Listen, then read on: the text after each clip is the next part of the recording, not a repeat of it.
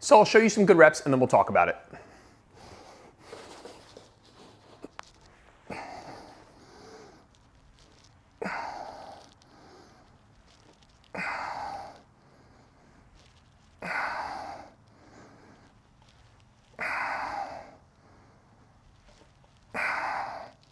So the three things we're going to talk about are the bench height, the arm path, and what you're doing with your feet.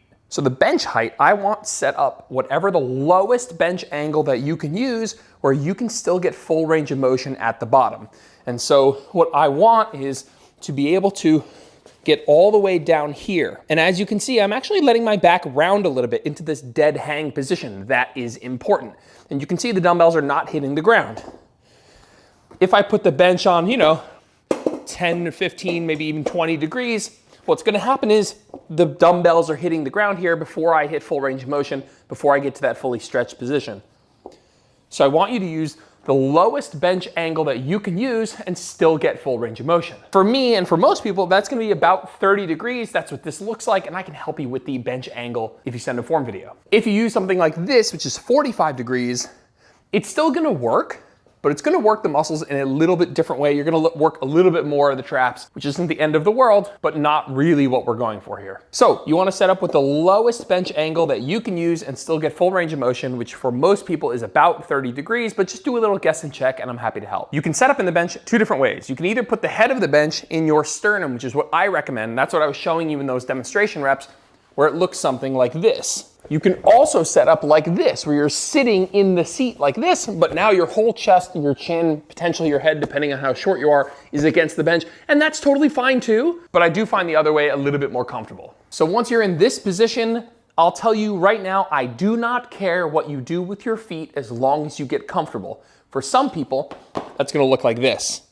For other people, it's gonna look like this. For other people, it's gonna look like this, which is actually my preferred way to do this, is this sort of frog position where my feet are wedged into the seat part of the bench, and I feel super stable and comfortable.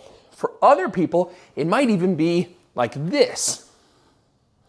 So at the end of the day, I really don't care what you do with your feet. Just make sure you try a bunch of these and you pick the one where you're the most comfortable. And because we're focused on training the lats, what we want is we want the arms tucked tight to the torso. When we tuck our arms tight to the torso, we give the lats the best chance to do the most work. And so again, that'll look something like this.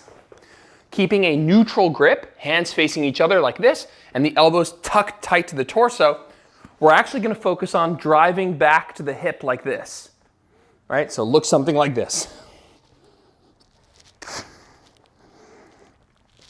You can see I'm pulling on a diagonal backwards, right? It's not back like this, it's back and up, but I'm keeping my elbows tucked tight to the torso.